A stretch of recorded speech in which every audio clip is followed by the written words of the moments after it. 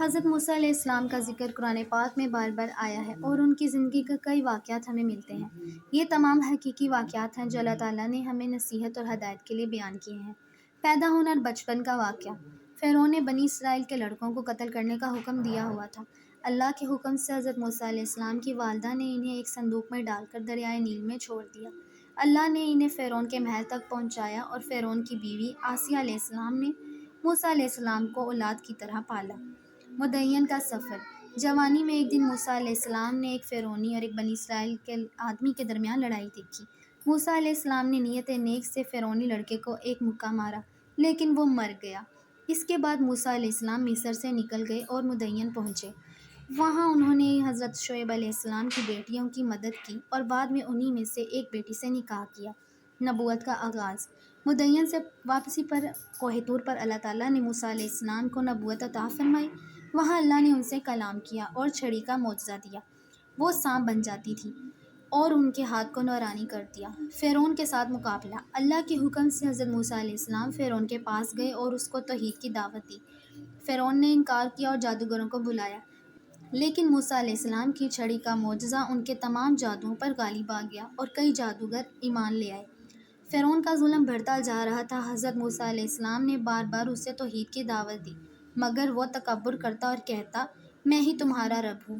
اللہ تعالیٰ نے کئی نشانیاں دکھائیں، دریا میں خون، مینڈکوں کا عذاب، ٹڈیاں، کھجوروں اور فصلوں کا برباد ہونا، مگر فرعون ہر بار ضد پر ڈٹا رہا۔ آخر کار اللہ نے حضرت موسیٰ علیہ السلام کو حکم دیا، راتوں رات بنی اسرائیل کو لے کر نکل جاؤ۔ حضرت موسیٰ علیہ السلام اپنے ساتھیوں کے ساتھ خاموشی سے مصر سے نکلے۔ وہ سب خوف زدہ تھے کہ کہیں فرعون کو خبر نہ ہو جائے، لیکن فرعون کو خبر مل گئی اور اس نے اپنی فوج کے ساتھ ان کا پیچھا کرنا شروع کیا۔ صبح کا وقت تھا، سامنے سمندر تھا اور پیچھے فرعون کا لشکر۔ بنی اسرائیل گھبرا کر کہنے لگے، اے موسیٰ، ہم تو پکڑ لیے گئے۔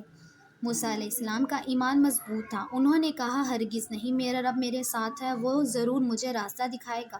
اللہ تعالیٰ نے موسیٰ علیہ السلام کو وحی کی، اپنی چھڑی سمندر پر مارو۔ جیسے ہی چھڑی سمندر پر ماری، سمندر پھٹ گیا۔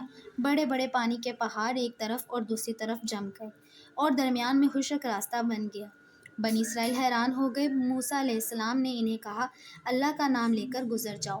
وہ سب راستے سے گزرنے لگے۔ فرعون اور اس کی فوج بھی سمندر میں داخل ہو گئے۔ وہ سمجھ رہا تھا کہ وہ بنی اسرائیل کو پکڑ لے گا، لیکن جب بنی اسرائیل پار ہو گئے تو اللہ نے سمندر کو واپس ملا دیا۔ پانی کے بڑے بڑے پہاڑ ایک دم گر پڑے اور فرعون اپنی فوج کے ساتھ ڈوبنے لگا۔ اس وقت اس نے کہا، میں ایمان لاتا ہوں کہ بنی اسرائیل کے رب کے سوا کوئی معبود نہیں۔ مگر اللہ نے فرمایا، اب جبکہ پہلے تم نافرمان تھے۔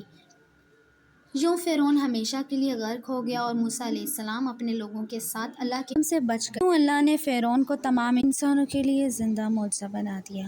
چینل کو سبسکرائب ضرور کریں اور بیل آئیکن کو ضرور کلک کریں۔